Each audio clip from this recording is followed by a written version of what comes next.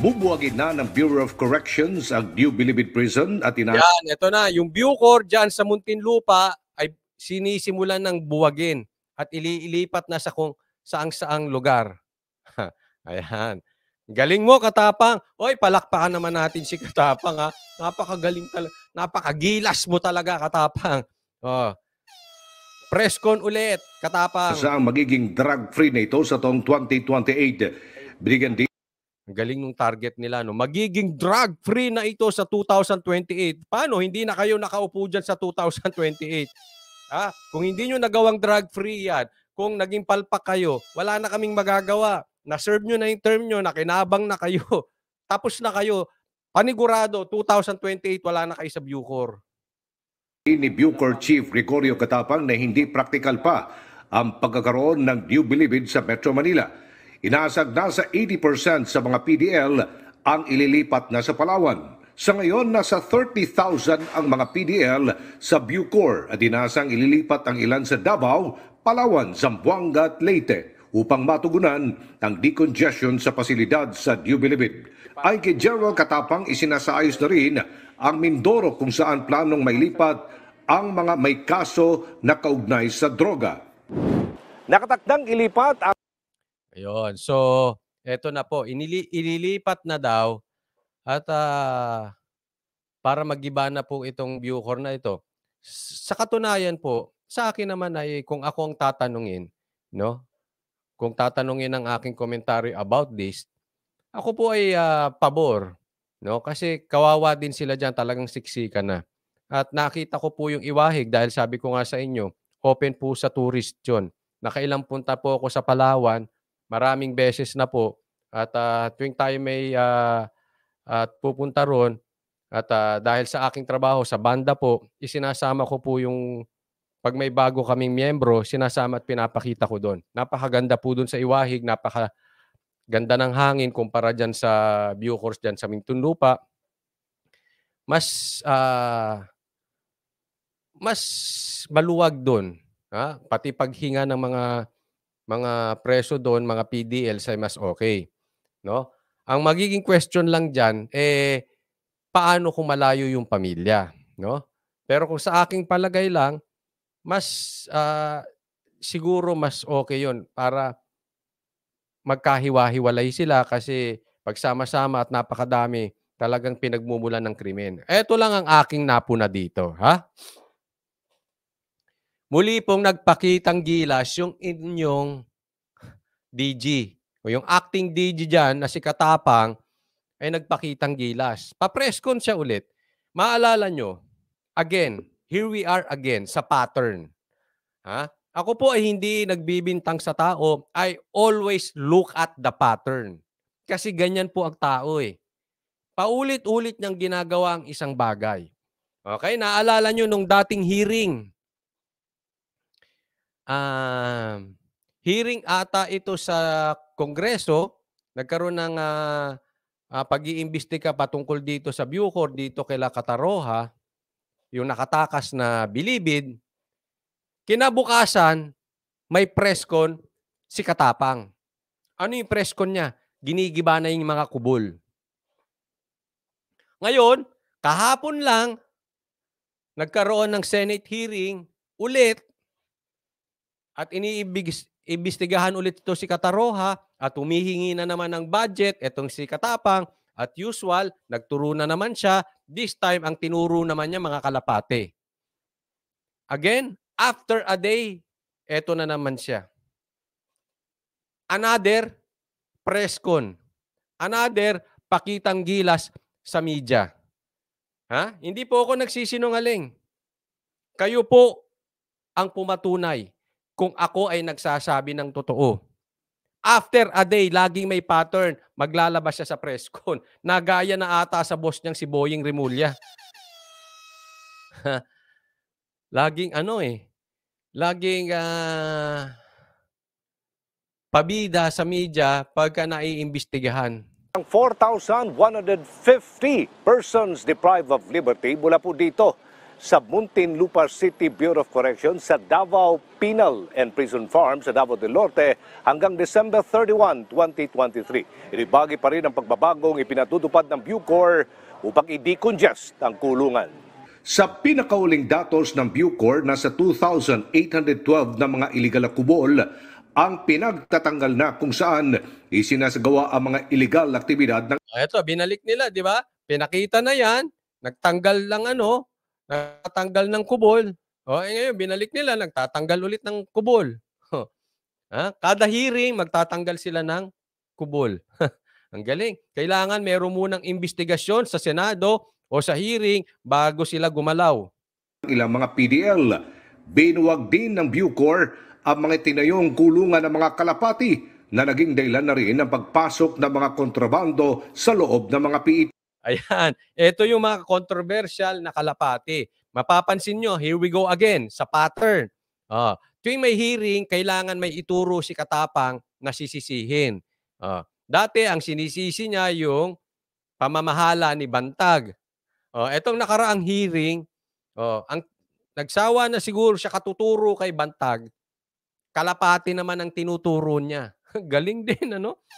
Ibang klase rin mag-isip talaga to si Katapang, pati kalapati, isinisisi. Yun daw nagpapasok ng droga, pinapasok yung itlog, tapos aalagaan yung kalapati sa loob, tapos pag may dalaw, ilalabas yung kalapati, tapos bibigyan ng droga, tapos ipapadala yung droga ng kalapati yung droga pabalik doon sa Bucor.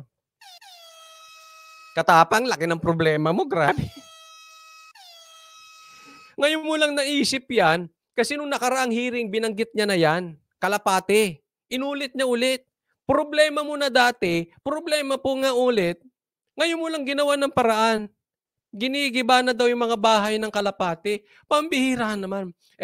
Eto po, medyo natatawa lang ako talaga. Si Katapang po, talagang hindi ko alam kung tatakbo nga politiko.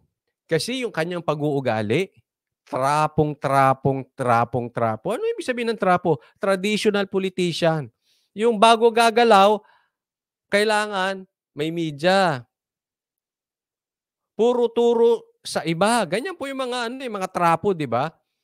Tuturo ng turo, kailangan hindi siya nagkakamali, puro mali ng iba.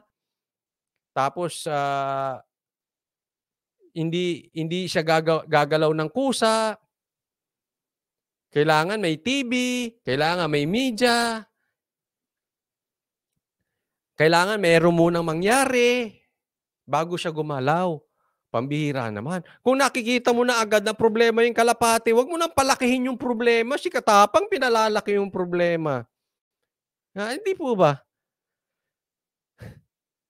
Palalakihin pa yung issue, hihingi lang ng budget. Isipin mo, ha? Ang sabi niya kahapon, kailangan daw masugpo yung pagpasok ng droga.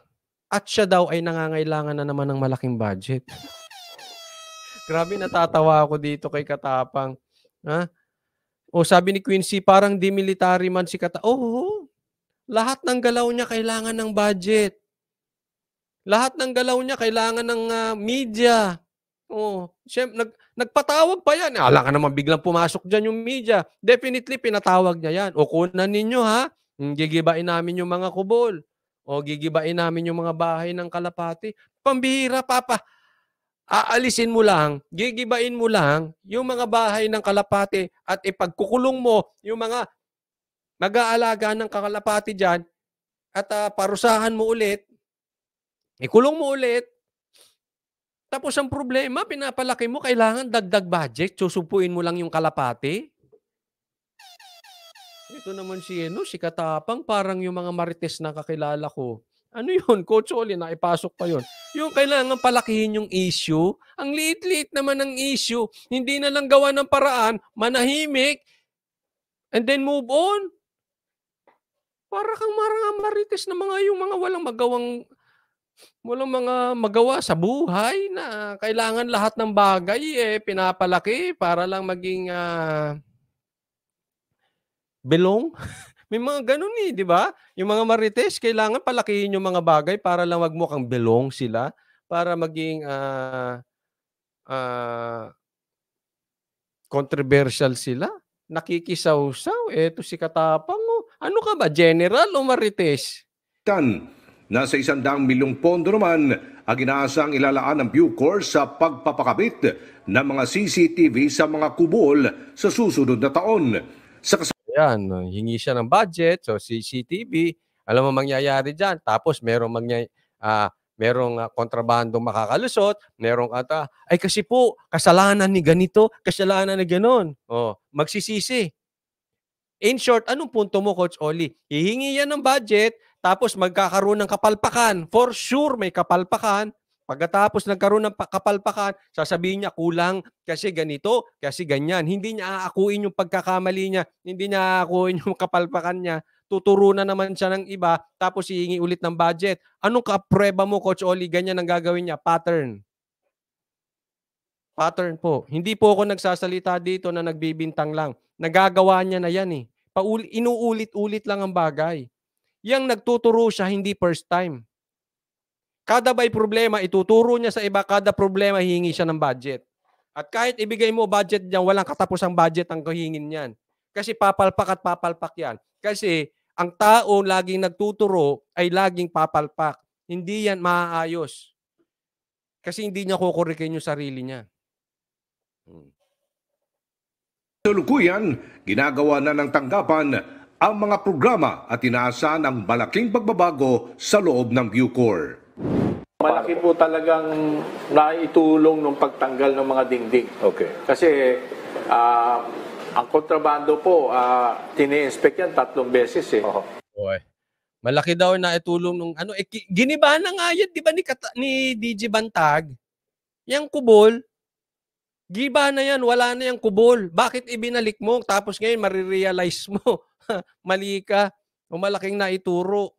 Ba't mo kasi ibinalik? Para saan? Para sa mga VIP? Sino makakakuha ng kubol kundi mga VIP? Parang di naman nag-iisip to si Katap. Nagsisimula na tayo maglipat ng mga PDL. Oh, kailangan mo budget. Alam ko na patutunguhan eh. Budget. Last 2 months ago, naglipat ako ng 500 na Galing. Naglipat daw siya. Laging ako yan. Ako. Ako? Naglipat ka? Ano ka? male PDL sa Palawan. Together with 50 na CIW o Correctional Institute for Women, mga babae, nilipat ko na rin po sa Palawan. Dahil ang balak po natin, by 2028, isasara na po natin itong New Bilibid Prison dito sa Muntinlupa. Dahil hindi na po practical na may kulungan dito. Unang-una, mga first class subdivision na po nakapaikot dito. Ayan. Ito ang pag-usapan natin, ha? By 2028 daw, ang plano niya ay nailipat na sa ibang lugar at wala na yung Bucor. Giniba na yan kasi hindi daw practical na meron dyan kasi magaganda raw ang subdivision dyan. Okay. Una kong tanong, ano po ba yan, Katapang? Pangako nyo o pangarap? Kasi lilinawin ko na po, ha?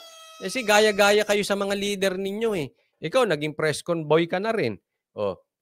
Tapos ikaw, mahilig ka na rin magpangako. Hindi ko alam kung yung mga sinasabi mo ay katulad ni Marcos na pangako o pangarap. Linawin mo lang. Kasi by 2028. Ha? Ngayon, ang tanong, eto. Tanong ko sa inyo na lang po, mga manunood ko rito. Ha? At sa manunood ng replay, comment down below. Matutupad kaya yan? Kasi eto na naman siya eh. May plano na naman siya. Eto kanyang by 2028. Matutupad kaya? O bago dumating ng 2028, sasabihin niya hindi niya natupad kasi mayroon na naman siyang excuses, tapos may ituturo na naman siyang ibang tao or mayroon na naman siya ituturong ibang animal. Hindi natin alam kung baka naman ang ituro niya dyan or whatever or whoever. Di ba? So, gusto ko lang malaman ng side ninyo. Matutupad kaya yan?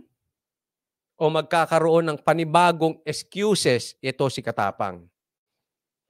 Sinabi rin ni General Katapang na gagamitin ang mga ekta-ektaryang lupain sa labas ng Metro Manila upang taniman ng gulay at palay na makakatulong sa pagtugon sa food security ng bansa. Binigyan din ni General Katapang na kinakailangan nang itaas ang 75 pesos na budget kada PDL. Yun. Maganda naman yung punto niya, no? Taas ang budget kada PDL. Sana rang makarating talaga sa mga PDL yung budget. Inamin din ng Bucor Chief na kulang talaga ito para masuportahan ang mga inmates.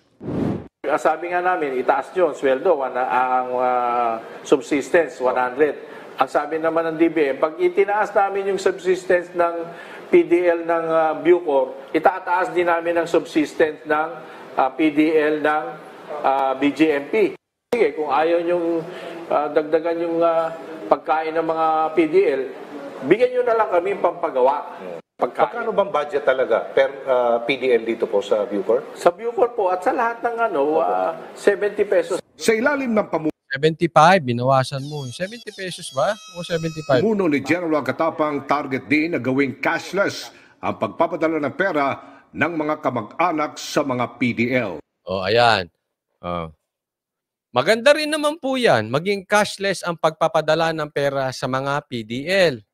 Ang problema lang, nininegosyo nyo.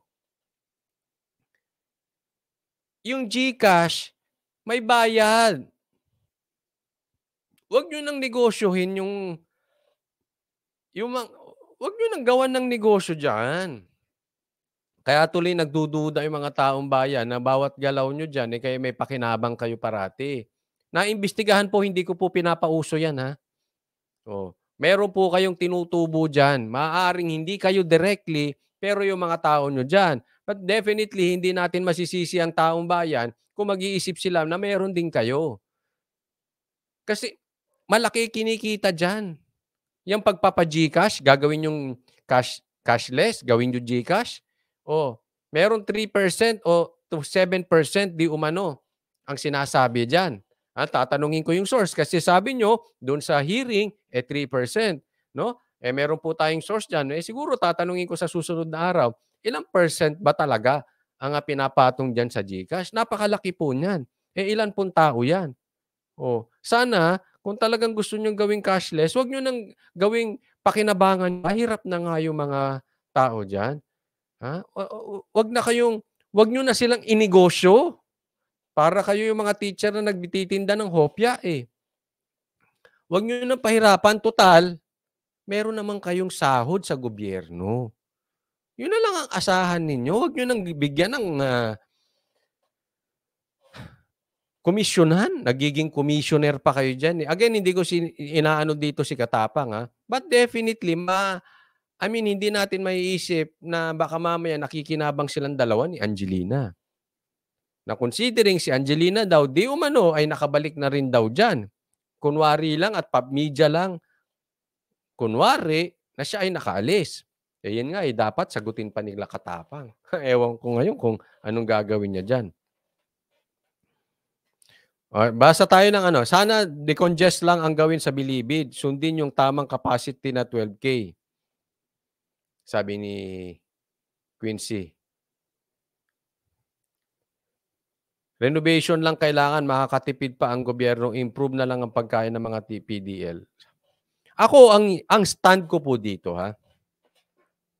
maganda naman yung kanilang adhikain na baguhin. No? Kasi lahat naman po talaga ng bagay, even yung mga negosyo, kailangan nag-i-improve. We improve every day. Ika nga, at kawawa talaga yung mga presyo dyan. Kaya lang, sa isang banda, sana nagpapakita muna sila ng magandang resulta para makahingi ng panibagong or dagdag na budget. Hindi yung may kapalpakan kayo, may nakakapasok na droga, kaya hihingi kayo ng dagdag na budget para maiwasan yung pagpasok ng droga. Hindi ganoon. Dapat pinakita ninyo, drug-free na kami, wala nang nakakapasok, hihingi kami ng panibagong budget, dagdag na budget, nang sa ganun, magtuloy-tuloy yung aming magandang ginagawa. Hindi yung palpak na kayo, Humihingi pa kayo ng dagdag na budget, ganyan po eh. Alam mo, trapong-trapo again. Yung masamang nangyayari sa ahensya, may kapal pa ng muka, may tapang pa ng muka, humingi ng dagdag na budget. O ito nga, may nasermonan si Tulfo, hihingi ng budget eh. Hindi nga naayos yan sa NAIA. Sa NIA. Hihingi pa ng dagdag na budget. Ganyan po ang mga politiko natin, ganyan po ang mga officers natin, ganyan po ang nasa gobyerno. Hindi muna magpakitang gilas. Oh, eto pa, isa pa.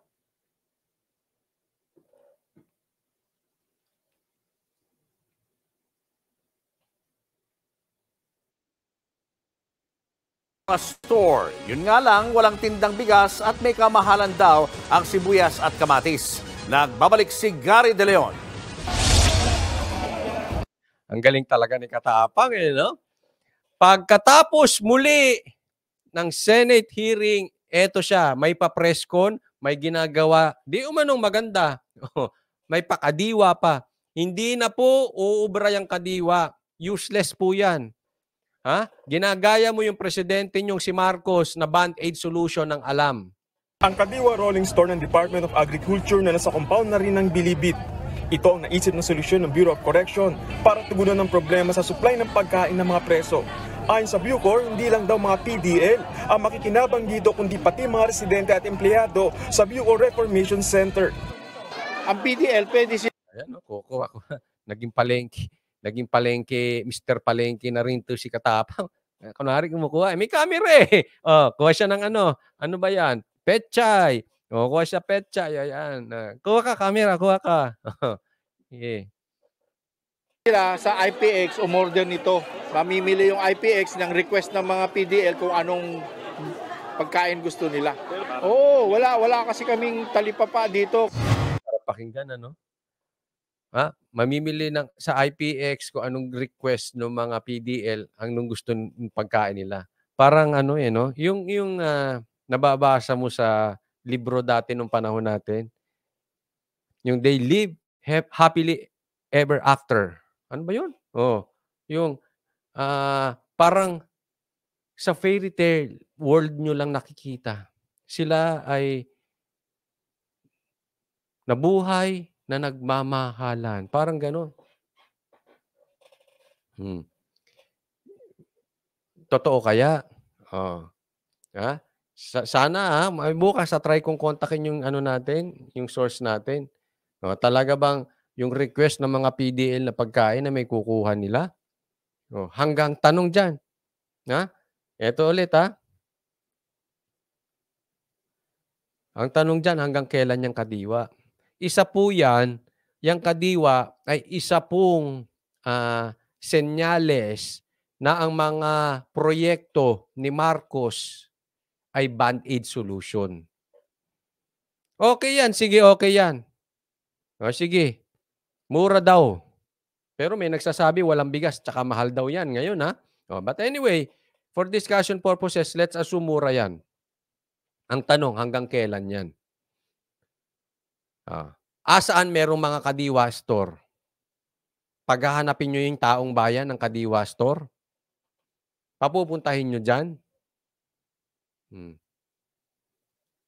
Yan po ang mga naiisip ni Marcos na mga proyekto. Band-aid solution. Kaya wala po talaga, itong administrasyon ni Marcos, wala po talaga itong masusolusyonan. Brace yourself. Ipupusta ko sa inyo, patuloy tataas ang presyo ng bigas, gulay at mga pagkain.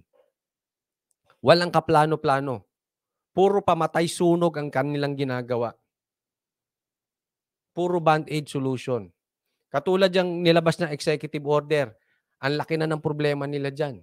Hindi nila pinag-aralan. Puro problema ng kakalabasan yan. Sa madaling salita, hindi po tatagal yan. Pagkatapos ng executive order na nilabas nila mayroong price ceiling ang bigas, pagkatapos nun, balik tayo sa mataas na presyo. Tanong, may nasolusyonan? Wala. Para lang yan yung kantang Killing Me Softly. pinapatay mo dahan-dahan lang. Pustahan tayo. Pagkatapos ng executive order ni Marcos, yung presyo ng bigas mataas pa rin. Walang nasolusyonan. Dahan-dahan lang kayong pinapatay. Yun yun. Ha? Ganito rin dito. Magtatayo ng kadiwa dito sa Bucor.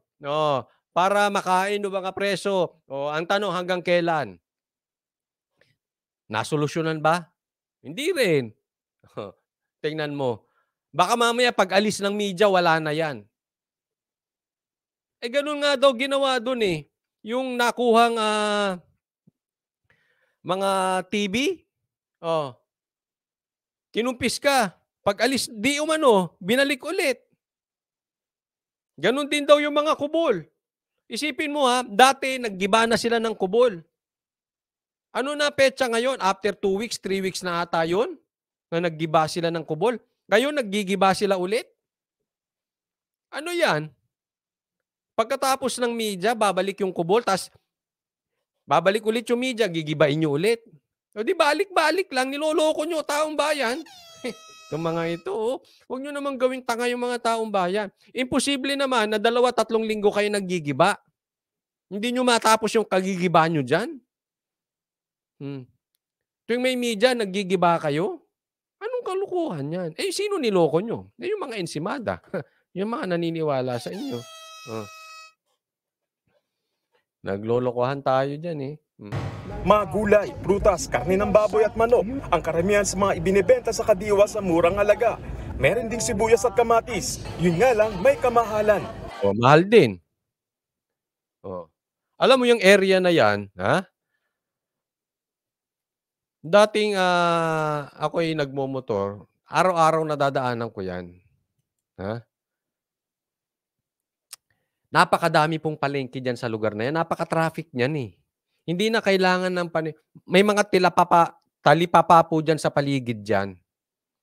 Ewan ko kung ano itong pakitang gilas. Area ko po yung Muntinlupa. Hindi po sa loob sa labas po ako.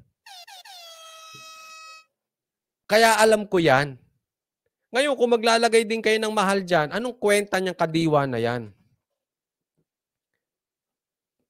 Sa ngalan ng Prescon. Maraming salamat, Aurea Haway, sa kusang loob.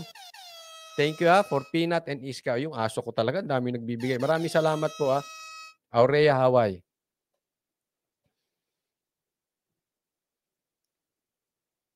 Inabot pa rin ito ng mahigit 100, iba? Sabi mo, mura na to. Mahal pa rin. Ito, binili ko ay, kalamansi. At kung mahal pa rin ang gulay dyan sa kadiwa, anong silbi niyan? Sa totoo lang, anong silbi niyan? Napakadaming talipapa sa paligid dyan. Hindi man, siguro sa susunod, sa isang kanto, after ng isang kanto, pero redundant lang ginagawa dyan eh. Alam mo, akong nakikita ko talaga honestly dyan. Pag yung kadiwa na yan, nawala after a week, nagpakitang gilas lang yan si Katapang. Dahil naimbestigahan, ayan na siya. So, pa-effect. Ginaya niya si Marcos. Pagdating sa media, okay siya. Ang tanong, may nasolusyonan? Wala. Yun po ang issue rito. May nasusolusyonan ba? O nagiging bida lang kayo sa media? kamatis. Ang kamatis, 200 lang kilo, mahal na. Ipin mo, kamatis, 200 per kilo. Pero walang tindang bigas sa kadiwa. O kita mo, wala pang bigas. Yun ang pinaka-importante. Sa pagkaing Pilipino, yun ang pinaka-importante sa lahat. Huwag nyo kakalimutan. Bigas, anong silbi ng kadiwa nyo? Wala namang bigas. Nag-start pa lang po ito. Kaya nga po, yung sinabi niya, wala pa nga, ito pa lang, ipisa lang po ito. Ang tanong, sir, hanggang kailan yan? Hanggang kailan? Hanggang kailan niya pag alis ng media? Naku, susubaybayan ko yan, dadaanan ko yan bukas. Tingnan natin. Pumunta kaya ako? What do you think? Punta kaya ako dyan? Tapos, mag-video-video ko. Sir, kita tayo dyan, ha? Pag nakita nyo may nagbibideo dyan, ako yun. Titingnan natin yung kadiwa na yun. So, saliksikin ko yan. Kung magkano talaga presyo dyan. Hindi ako bababa. Baka Si Peanut tsaka si Iska, yung aso ko bababa. Mag-iimbestiga kami kung hanggang kailan dyan at saka magkano presyo. Nako! Plano raw ng Bucor na magtayo ng warehouse sa labas ng Bilibid na magiging bagsakan ng bigas mula sa Nueva Ecija. Ayan, ha? O, sinabi nyo, plano daw na magkakaroon sila ng warehouse. O. Plano yan, hindi pangarap ha. Kasi parang ginagaya mo na si Marcos. O. Tatawagin itong pambansang bagsakan ng bigas sa Muntinlupa. Talagang matindi na negosyo dyan ha. O, pambansang bagsakan. Uy, parang yung kanta nila Francis Magalona at saka nila Glock 9 eh, no? Oh. Magtatayo rin dito ng permanenteng Kadiwa store. Permanente ha? O, yan pangarap nyo. Oh. Ay, ito pinapangako ko sa inyo. Ay, hindi, papangarapin ko lang pala. Dadalawin ko. At titingnan ko talagang permanente yung Kadiwa na yan. Thank you, Aurea Hawaii. Oy, inulit pa. Maraming salamat. Pangkape. Salamat po sa kusang loob. Balita mula sa frontline, Gary De Leon. Ang galing talaga ni Katapa, no? Alam mo, nagmanang-mana na siya kay Boying eh, no? Ha? Tatakbo kaya rin to? Hindi, wala akong balita kung tatakbo to. Si Boying tatakbo di umano. Yun yung nababalitaan natin sa Senado. Tingnan natin, ha? Ayan na, ano siya na talaga eh, ha? Laman na ng balita to si Katapang. Well, paalalahanan ninyo ako at gusto kong maimbestigahan po ito. Dadaan-daanan ko to kung talagang merong kadiwa. At sana, Sir, isabihin nyo kung saan banda kasi malaki ang lugar na yan. Saan banda nakalagay ang kadiwa na yan? Sabi naman ni Bong Ramos, basa tayo. Grabe, kasi Bong Ramos. Si General Pondo, oo nga eh. Si General, dagdag budget. Oo. Kailangan ng match. Natatawa ako, pasimple mambara si Tolentino, hindi lang garapalan eh, no? Disenteng mambara eh. Parang sinabi niya, dagdag kailangan namin malaking budget. Let's move on. Barado siya eh. Okay, sabi ni Priscilla Mercado, sa dami ng tindahan sa Bucor talaga, mga itlog kayo, mga bangag, ginagawa niyong tanga mga tao. Akala naman, katulad nila. Oo. Dami sila, akala nila naloloko. Ang naloloko nila, eto. Yung mga sumusubaybay doon sa mga ensimada. Oo, kasi yung mga yan, syempre, yung mga ensimada na yan, may kinikita yan for the views. Oo. Niloloko sila. Alam naman nilang niloloko sila pero niloloko nilang taong bayan. Yung mga nabudol. Nagpabudol sila eh. Ewan ko lang kung magbebenta sila dyan ng sabuyas.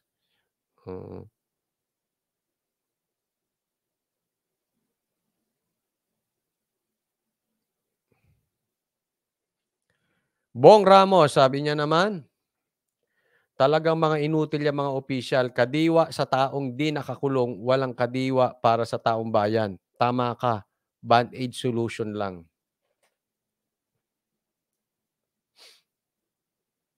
Wala talaga silang naiisip. Sa totoo, nakakita na ba kayo ng talagang solusyon nila sa pagmahal ng asukal, sibuyas, bigas? Wala. Puro band-aid solution. Parang niloloko. Hindi ko alam kung sinasadya nilang lokohin ng taong bayan o hindi talaga nila alam anong dapat gawin. Yung clueless sila. Pero ang datingan talaga sa akin, parang ang tingin nila sa taong bayan ay mga bobo. Na naluloko nila dyan sa mga ganyang klaseng pamamaraan. Ang dami namang naniniwala. Ewan ko ba?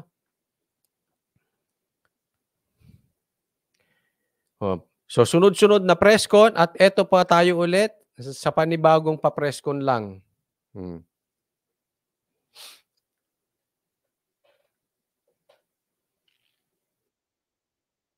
Congressman Arnolfo Teves kung iaapela nito ang warrant of arrest laban sa kanya. Ito po meron na di umanong warrant of arrest si Kong Teves. Okay? Are seriously considering our options kasi po, ang appeal po, ang sa warrant po, ang appeal dyan ay procedurally, you ask the higher court. Yun naman pong sa finding of probable cause ng Department of Justice, ang appeal po dyan is to the Secretary, which may be futile. Yan. Ito po yan. Dalawa po yan. Okay?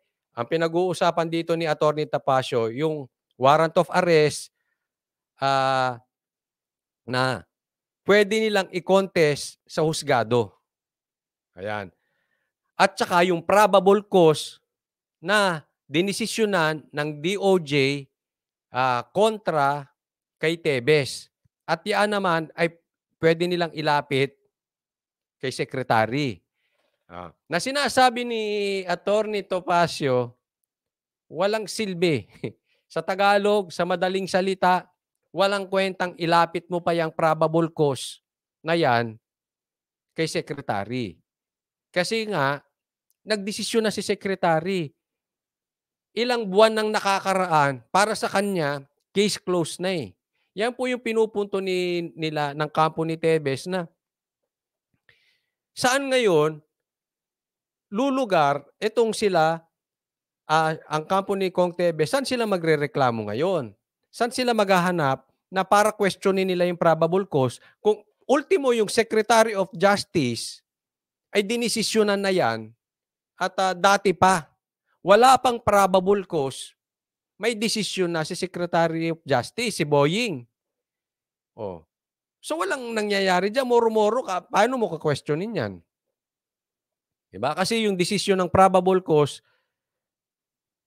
ay DOJ ang nagdesisyon niyan. Eh, sino bang bossing ng DOJ? Eh di si Boying. Oh, wala talagang pupuntunguhan yan. Yung warrant of arrest naman, pwede nilang questionin, pwede nilang ilapit sa hukuman. Yan, meron silang laban dyan. Kasi patas ang hukuman. Pero pagdating kay Secretary, kay Boying, alam na alam natin, wala silang pag-asa dyan. Pero sa ngayon, wala pa raw natatanggap ang kampo na order at resolusyon mula sa Korte at Justice Department. Ayan, katulad nito. Wala pa silang natatanggap sa Korte. Yung warrant, yung order, yung warrant, yung probable cause, wala pa. Wala pa silang natatanggap sa Korte at wala pa silang natatanggap sa DOJ. So sa madaling salita, yung lumalabas na kaso ni Teves, ayan ay kaso lang sa presscon. Wala eh. Walang official. Wala na sila natatanggap. Hindi ko nga maintindihan, bakit kasi nauuna lagi sa presscon? Ibinalita na sa madlang people, nasa media na, nagpa-presscon na si Boying. Wala pa pala. Wala sila. Tandaan nyo, kailangan meron silang matanggap na official na meron siyang warrant sa Korte at sa DOJ. Naiintindihan? Kasi hindi yan pwedeng, halimbawa, alam mo, gobyerno tayo eh. Tayo po ay napapamunuan ng gobyerno. Hindi po tayo napapamunuan ng marites. Hindi katulad, kasi po yung mga marites may sariling batas yan. Basta sila nagkumpul-kumpul sa GC, yun na batas. Yun ang papaniwalaan ng mga marites.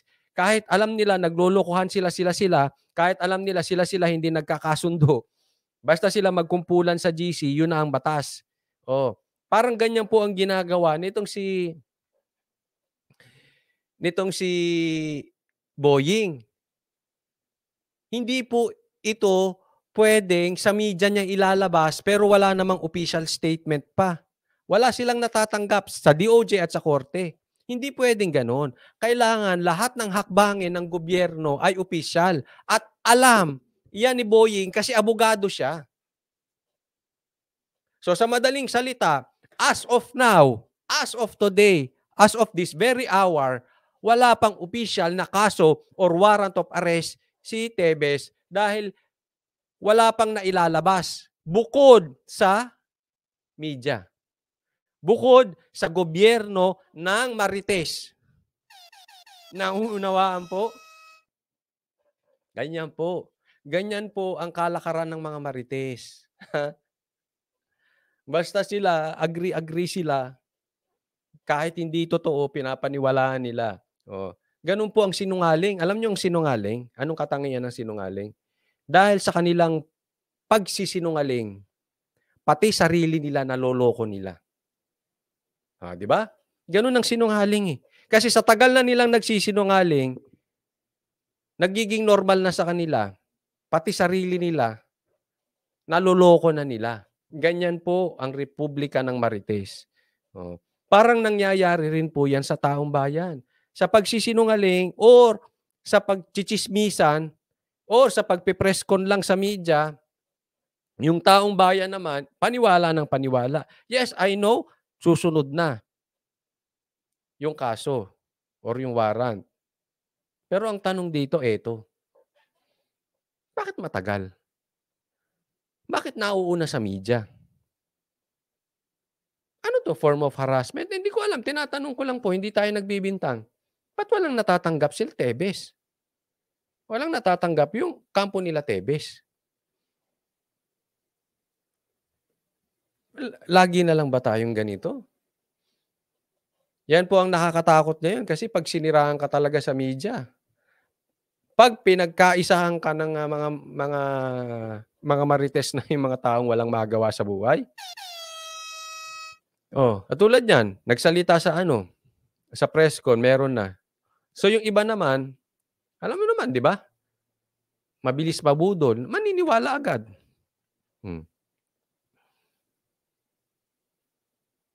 Katulad nga nung kay Bantag, hindi nyo ba na, paalala ko lang sa inyo, baka nakakalimutan niyo. Pinasusuko si Bantag. That time, wala pang warrant of arrest. Pinasusuko na. Harapin daw ang batas. Ganun ang style. Alam mo, same yan eh. May pattern din kay Tebes. Kaya nagtataka kami, bakit nyo pasusukuin? Walang warrant.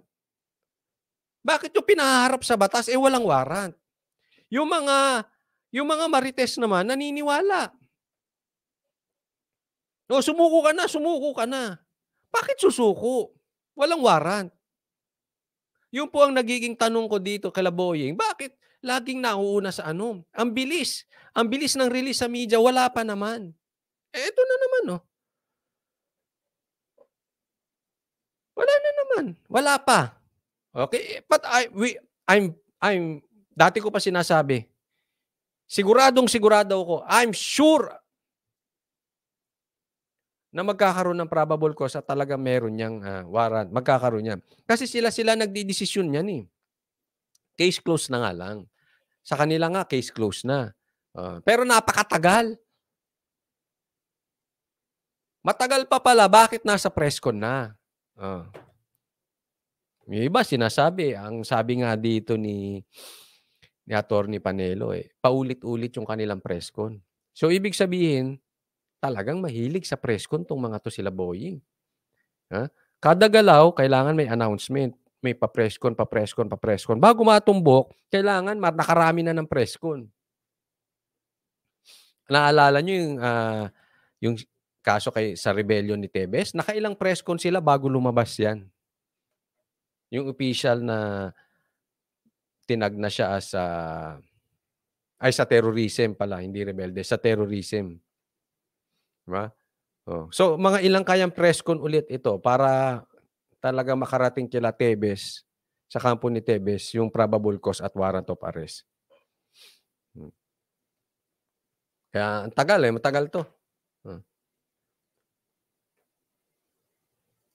Sabi pa ng abogado ni Tevez, iaapela rin nila ang terror tag sa dating mambabatas. Martes nang ipag-utos ng korte ang pag-aresto kay Tevez at 3 pang iba na sangkot Ang mahirap dyan sa terror tag na yan, karamihan po dyan, ang miyembro ng yung anti-terrorism group na yan, ay mga sekretary. So that is political in nature. Siyempre, sekretary yan. Sila yan, mga sekretary. At alam naman natin ang mga sekretary ay ang nagposisyon diyan ay si President Marcos. So political po 'yan. Medyo again, Attorney Topacio, medyo malabo din ulit 'yan. Kasi alam naman natin na isinisiwalat ni Kong Tevez ang baho ng Kongreso, yang sa Ethics Committee, pati yung patungkol kay Marcos, pati nga dyan dun sa asawa ni Speaker, isinisiwalat. So, syempre, galit sa mga yan, and yung terrorism na yan, miyembro niyan. So, bagamat karapatan talaga nila Tevez, nila Atty. Topacio na ilapit yan sa kanaukulan, pero in reality malabo. Kasi magkakakampi ang mga yan eh. Sa pagkamatay ni Negros Oriental Governor Noel Degamo. Ayon naman sa Justice spokesperson, malaya raw ang kampo ni Tevez sa kahit anong legal na hakbang. Yun lang, malabo. Totoo naman, malaya, pero ang huling pag-asa nito nasa korte. At ako'y naniniwala, yung mga witnesses na yan, yung mga ebidensya nila, isa-isa yung magbabagsakan. Tandaan po natin, paalala ko lang pong muli, yung mga kanilang witnesses ay nagsiurong na. At hindi ko alam kung saan pa sila kukuha ng ebidensya. Kasi lahat po ng ebidensyang nilabas nila sa presscon, nakaangkla po doon sa mga witnesses. Na yung mga witnesses na nagsiurong na. So sa madaling salita, sa mata ng publiko, wala na silang ebidensya. Hindi natin alam kung meron silang panibagong ebidensya na ilalabas. Pero sa tingin ko, at sa tingin ng marami, wala nang ebidensya yung ilalabas, kaya nga natatagalan eh. Kasi sasampahan sa korte. Tapos wala nang, magmumukha lang silang tanga kasi wala silang ilalabas na ebidensya na tatayo sa korte. Puro hearsay. Sabi ni ganito, sabi ni ganito. Walang collaborating evidence. Wala na eh. Nagsiurong na. Kaya maganda rin to. Ako naniniwala that this could be a blessing in disguise for Kong Tevez. Yung pagsampa sa kanya kung matuloy, nang sa ganon, hindi na to puro pa presscon lang sila. Talagang magigiba na nila Kong Tevez itong mga to. Magigiba nila yung mga di umanong pinagmamalaki nilang ebidensya. Pwede na nilang ipamuka na yung ebidensya nila walang kwenta. This time, patas na ang laban. Kasi siyempre, sila nakakapagpa-presscon, ang kampo ni Kong Tevez, hindi bihira may access sa media. Pero dito, pwede nilang gawing tanga yung ebidensya. Kasi pwede nilang questionin. So, I strongly believe this could be a blessing in this case kay Tevez. Magigiba niya na itong mga hindi na sila pwedeng magmalaki sa presscon, maganda yung malalim ang kanilang ebidensya.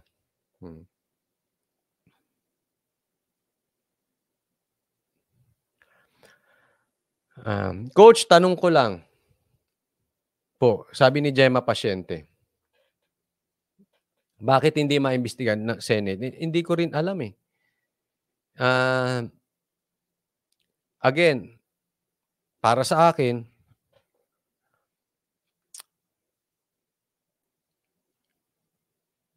political in nature to. And alam naman natin kung sino yung mga malalakas kay Marcos. Hindi naman po kaila yan eh. That is a public knowledge. Alam natin sila Boying, malalakas yan kila Marcos. No?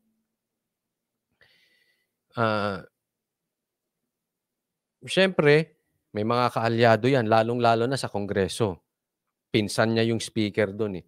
So, hindi lang sa Senado, pati sa Kongreso, na dapat sana ito ay naiimbestigahan. No? Pero, gusto nga ni Tevez yun sa katunayan. Pero tinapos agad eh. Naalala ninyo yung investigasyon dyan? Tinapos agad. Ni hindi pinagsalita si Tevez, no? Tapos, nagkaroon pa ng issue na sila Senator Bato, ay parang di umano'y kumakampi pa sa mga Degamo, no? Hindi, again, the main problem here is, this is political in nature. At alam naman natin, pag sa politika, kampi-kampihan sila. No, kaya, ako, gusto ko sana maimbestigahan sa Senado, lalong-lalo sa Kongreso. Kaya lang, wala eh. Parang ang iniimbestigahan doon yung katulad sa Bucor, dahil humihingi ng dagdag budget. Hindi naman tayo siya nagbibintang. Yung NIA, humihingi ng budget. Pagka wala atang hinihinging budget, ayaw nilang dagdagan eh. But, this is public knowledge, okay? Hindi tayo nagbibintang. Kung kayo po ay hindi in denial at kung kayo ay hindi ensimada, you are aware. I know you are aware na grabe po. Grabe po talaga ang politika ngayon. Kaya nga yung pinag-uusapan na posibleng ma-impeach si Marcos dahil yung pagpasa niya ng pera kay Sara. Wag na natin pag-usapan kung legal to o hindi. Pero talagang sa ngayon, hindi uumbra ang impeachment kay Marcos. Puro kaalyado niya yan. And ang lakas ngayon, sobra. Kaya pansinin nyo, kahit lubog na ang Pilipinas, pataas na pataas ang presyo, considering na siya pa ang Department of Agriculture Secretary, kahit lantaran na po ang kapalpakan diyan sa agrikultura, lalong-lalo na sa agrikultura, talagang super palpak yan. Lantaran yung paglubog natin, lantaran yung kapalpakan, hindi magiba eh. Bakit? Puro kaalyado. Kaya nga para pag tiningnan po ninyo, medyo flawed po talaga yung ating form of government. Kasi ang hirap po talaga, ang mangyayari dyan, magkakaalyado lang po. Ang gagawin niya, palalakasan niya lang yung magkakaalyado, hindi kayo I will scratch your back and you scratch my back. Hindi ko kayo papagsinin, magtrabaho kayo dyan, hindi ko kayo ka-questionin, tama man yan or mali, hindi ko kayo ka-questionin, basta, protektado nyo ako. Again, hindi tayo nagbibintang, okay? But, that is public knowledge. Kitang-kita nyo po yan. Napaka-obvious po niyan. Kaya ang hirap mahirap talaga. Hindi basta-basta magigiba, but in his time, may panahon yan. No? But hindi ko siya nakikita in the near future. Sabi dito, ni Facilidad Maligan, naiinis na ako kay Bato, nagkakayan sa current admin, bumabalimbing na. Naku, marami na pong bumalimbing. Hindi lang naman sa mga politiko, kahit sa mga vloggers Bakit? Andun yung pagkain. Andun yung ensimada. No? Kaya, mangilan-ngilan, kaya ako ay lumalapit ako sa inyo, suportahan ninyo yung mga naninindigan. Hindi yung lumilipat, bumabalimbing dahil sa kain. Hindi dahil sa ensimada. Kaya nga, kahit yung iba, dating kasamahan, halos marami. Actually, before the election pa ganyan, halos isuka nila si Marcos. Halos murahin nila. Tapos lumipat doon. Yung iba naman, pinatapos muna ang eleksyon, nung gutom na rin, wala na rin views, lipat na rin doon. Ang usapin nandito Andun yung views Hindi ko na po sila isa-isahin. Alam nyo naman siguro mag-obserba. Matatalino po kayo, hindi naman kayo nabudol. No? Ganun Ganun ang kalakaran ngayon. So, hindi lang po mga politiko bumabalimbing. Pati mga vloggers, media na lang Dati kung kalabanin nila si PRRD. O ngayon, tahimik ang media. Ibinalita ba ng media yung kaso ng Okada sa Amerika? Hindi nyo ba napapansin, tahimik ang media ngayon sa pangit na nangyayari sa gobyerno? Ganyan nila. Ganyan kinontrol nung tatay. Kinontrol nila dati ang media. Ang pagkakaiba lang ngayon, dati kontrolado nila ang media. Kaya kontrolado nila Pilipinas. Ngayon lang, hirap sila kasi may social media. Bagamat may mga kakampi pa rin sila, mga ensimada vloggers, pero hindi lahat, hindi nila masolid kasi napakadaming social media. Meron naninindigan. But definitely, again, this is public knowledge. Hindi tayo nagbibintang. Kung ikaw po ay nakatingin sa realidad, alam na alam mo, nasa panig nila ang mainstream media. Kung hindi ka in denial sa katotohanan, alam na alam nyo, nakapanig sa kanila. Kaya mahirap gibain eh.